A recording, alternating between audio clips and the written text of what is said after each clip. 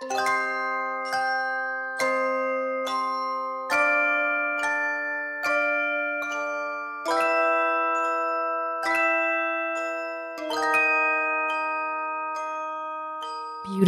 is the only way to describe it. Twice your height in glass panes that run all the way to the top. Each one grabbing the red, the green, the blue, purple, orange, and so on lights behind it and sparkling them through the panes. It looks like the most perfect painting of what Christmas should be. There's snow gathered in the corner of each window pane. You can't see the details through the door, but you can see the movement behind it, and you can hear the murmurs, the close conversation, the warmth. You barely touch the door and it swings open, and the feeling of love and closeness engulfs you.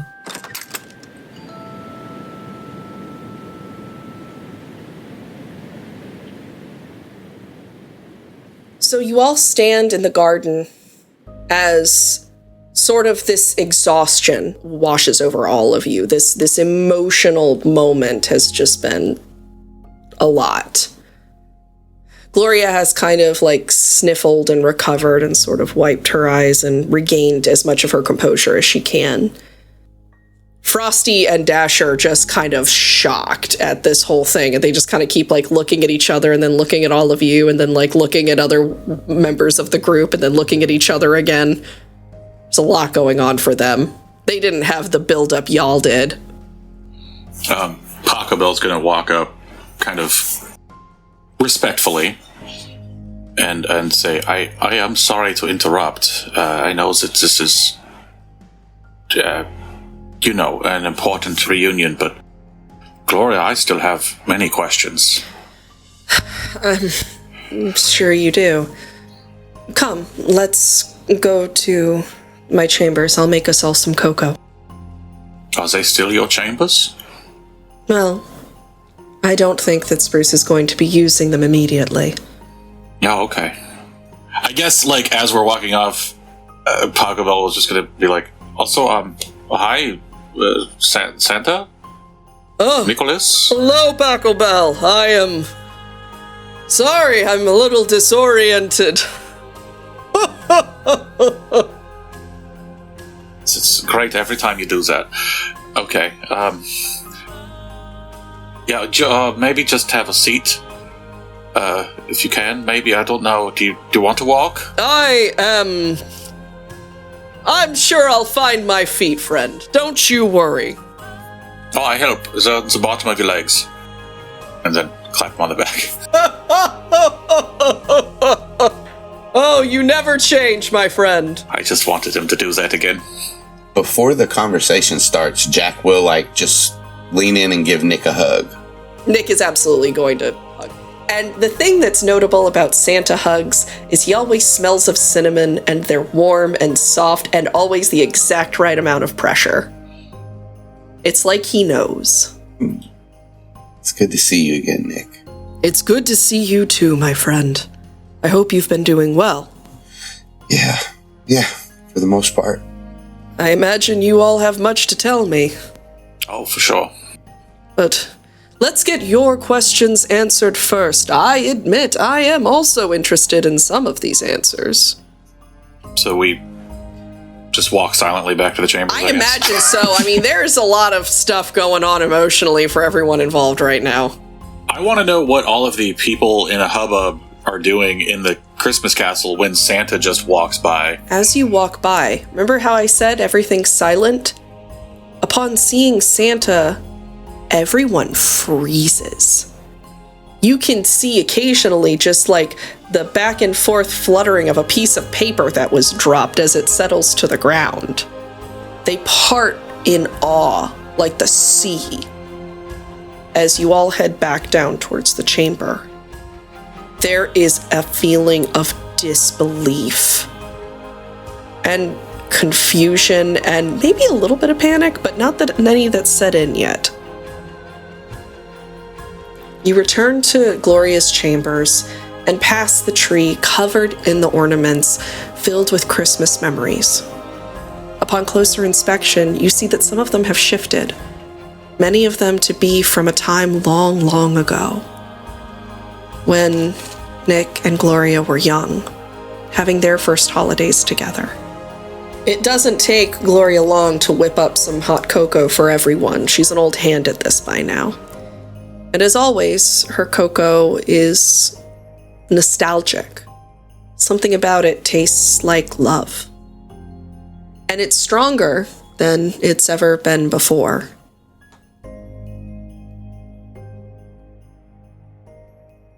Once the door shuts, like before anyone can even sit down, Pachelbel's going to be just a waterfall of questions. Why was you so secretive about it? I mean, I think that you had valid points. You could have talked to someone. I did have valid points, but I had tried to gently open the door to this before, and no one was open to even discussing it. This is how things were done. This is how things would continue to be. Yes, Jenna, you can give Spruce a long rest. The longest rest. He has so much HP. Bursting with it when he gets up. He's going to be wired up. He's like, I have so much HP right now. No one was interested in even broaching the subject, and everyone was so worried about what it could do to the magic. So I had to investigate things secretly, which is why I funded the lab and asked them to do the research that they did. I apologize for my agent putting you in danger. I thought he was going to get to the lab before you all found it. And you couldn't have told me when I came to see you before we even left. I told you the whole situation. Pachelbel, I trust you, but you are a man set in his ways. I feel as if you would have tried to talk me out of it. Yes, of course. I still probably might. I try to. It seems, rash. I assure you, it is many things. Rash it is not. I spent decades. You're right. I suppose it only appears that way. I am just sorry that you all had to be caught up in it, but when you all came to me and told me about what had happened and that Santa could have died, I realized it was now or never. The risk was too great. What of the Keeblers? You told me to burn them. I'm glad I did not. As am I. I thought that it was the only way to ensure Nick's safety. I see now that I was wrong, and I'm glad you didn't. But I did not have an alternative that I thought would ensure success otherwise. It was wrong, and I fully admit that. And I will be spending the next few hundred years trying to make up for that. Well, if you want any suggestions, I have a couple. I'm happy to take a written list. Yeah, I'll put something together. And the Grinchlings, did you even need us to address those? I knew there was something that was sapping the magic. I didn't know if it was the Grinchlings, the Mother Grimch, or something else. There has been a troubling trend that had been growing. Something about this idea that Christmas needed to be something it wasn't. I feel like that poisoned the magic, made it weaker. And whatever it was, if it had caused the magic to be fully poisoned, Nick would have died. It would have been over. And I wouldn't have been able to do anything to replace him. Well, as long as it wasn't a wild Christmas goose chase. Why Dancer, by the way? Dancer apparently had been gaining intelligence for some time and reporting it to the Sugar Plum Fairy. She had information that she shouldn't have had otherwise. And apparently was going to use it if I didn't make Dancer the front of the sleigh. Well, that's strange. The fairies always are. All right. Well, thank you for entertaining the questions I had. You all deserve any answers I can give you. I truly am sorry for putting you through what I did. I won't say I regret it. I don't. But I do regret that I had to ask it of you. Jack, Halley, you two must have some kind of question for me. Now that things are settled, does Dancer still have to be the front of the line? I believe that is something that Nick will help me address. Well, if my recommendation means anything, Always. I gesture to Halley. She's quite good. Just look at the nose. Better than Rudolph's. Multicolored. And she can take off vertically. She doesn't need a running start. Yeah, I could probably make some adjustments to the sleigh to make it do the same.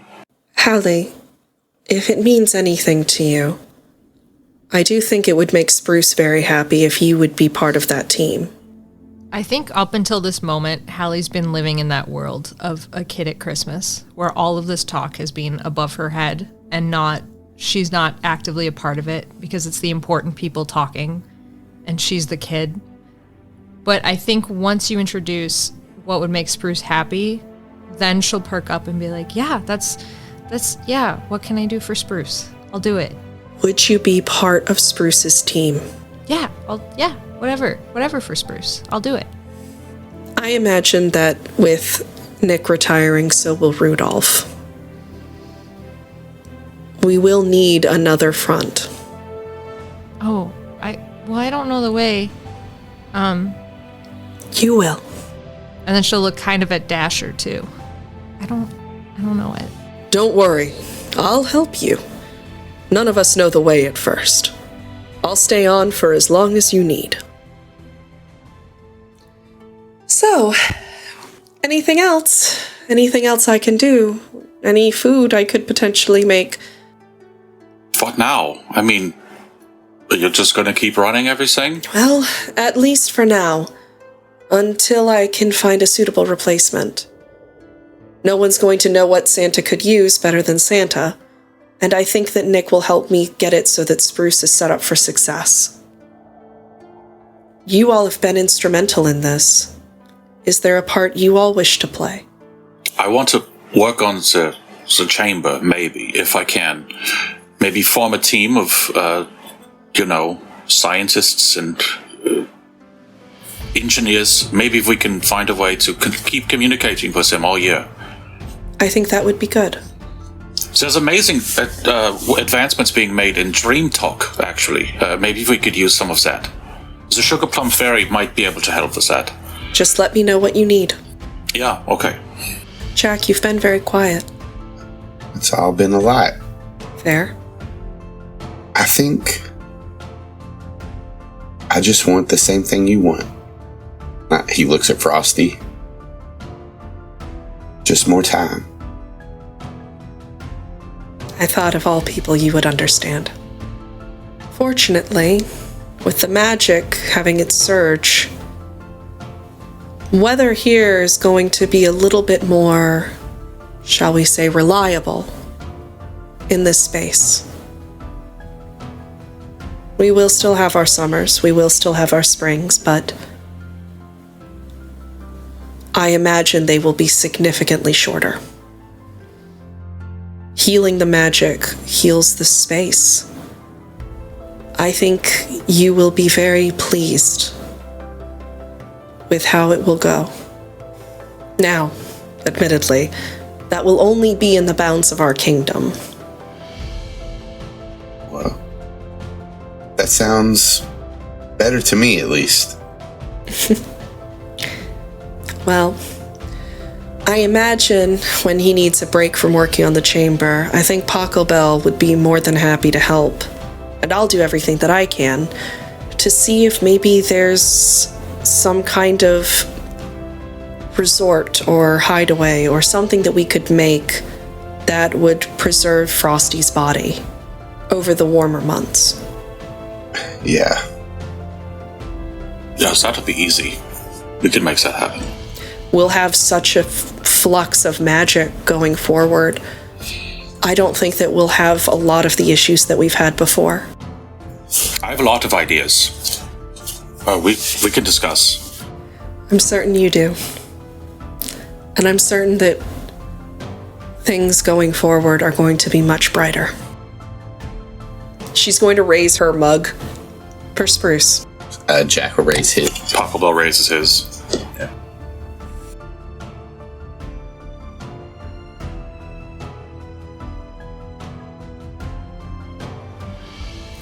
Christmas comes and goes and is a success. Though anxious and tentative, Halley makes her first run of the sleigh admirably and with very little mix-up or mess-up.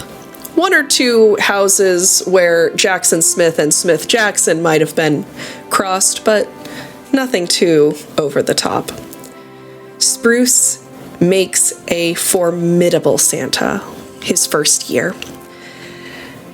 And everything is done in a way that feels more energized, more refreshed than any of the Christmases before. Everyone leaves, even as people take down their trees and tinsel, mistletoe, lights, their decorations. There is this feeling of being refreshed that many haven't felt since they were children. There is this peace to the holiday that some folk haven't felt in years. This panic about getting the newest presents, the best presents, the most exciting gift, all falls away as people think of being with the people that they love, family or friends, whatever matters to them. And this feeling of refreshment goes throughout the year until we come to the day before Christmas Eve a year later. What have you all been doing? Pachelbel has made good on his word to deliver a list of written suggestions for the Keeblers. The first was to help them move the tree within the snowflake barrier. They could only benefit from having a cookie factory right here. Nicholas was not surprisingly incredibly pro this idea. I feel like that was an immediate yup. Yeah, he was all about that. And he has formed a team. He's like handpicked certain elves from the toy shop that are particularly adept with electronics and other advanced things. And they've been working on the crystal chamber. They have a smaller prototype version of it set up in the office that they've been experimenting with, taking short naps inside to see if they could communicate with those outside through dreams. And the Sugar Plum Fairy's been helping. And I like to think that Nicholas has been as well, because he's an old hand at tinkering. Maybe he, rolls up his big red sleeves. I think he'd be excited to be on the field again, as it were. So a lot of that. Just been a flurry of activity trying to get everything prepped. He also asked Halley to collect a list of all of Spruce's favorite treats, so they're ready for him this year. Most of the year, Jack and Frosty have been gone, so they've been vacationing somewhere. The Bahamas. Yeah, the Bahamas. On the off year when it's cold. Yeah. The frozen ice Bahamas. The Siberia. They've been on the ice Bahamas. But when they come back, Frosty will be out decorating a Christmas tree in the yard, putting ornaments up, tinsel, getting ready. And a little bit of his forehead will start to melt and water start to come down it. And then two lips kiss him on the cheek, and the sweat and the water freezes back over as Jack pulls back, and he's holding in his hands two bundles of snow, one with a blue cap on it and one with a pink bow on it.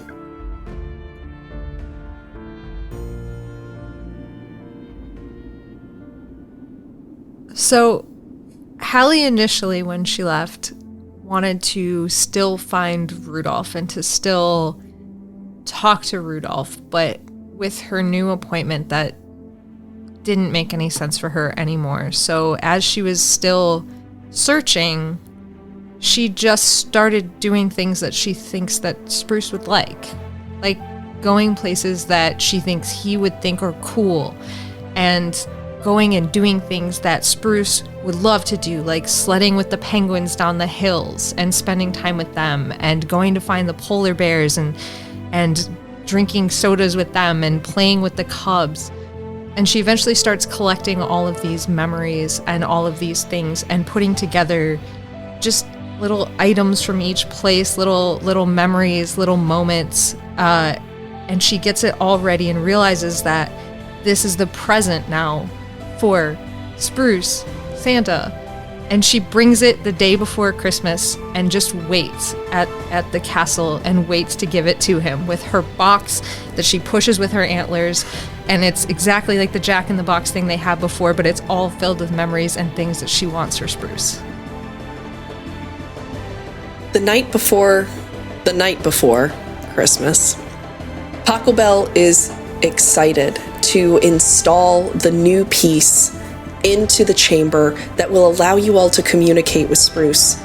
There is some talk, perhaps, of Spruce being able physically to leave for short bursts occasionally from the chamber. He's young, and he was, more so than anyone, built for this. He might be able to live, while not a normal life, much less restricted than Nick's ever was. Everyone is ecstatic and excited, getting ready to gear up and see Spruce. Halley, as you go to bring the gifts to Spruce, you find, left for you, a letter sealed with a red wax seal that has your name on it. Inside the letter, which appears to be from Rudolph, explains that while there is no immediate rush, he could very much use the help of her and her friends at an island far off to the north. He has been trying to fix some problems, and he knows that they would be the people that could help. All of this falls away as Christmas Eve approaches. The light that pours out of the vault is a little different than it was when Nick was the resident Santa. It's greener and more red, less multicolored all over the place. There seems to be this feeling of feathers as it radiates out. And standing there, amidst his friends, and amidst the gifts, and amidst the milk and cookies that Jenna was very adamant that needed to be what was there, stands Spruce, the new Santa. Hey man, what's up? How's your year been? And then he just runs to Halley and engulfs her in a big hug.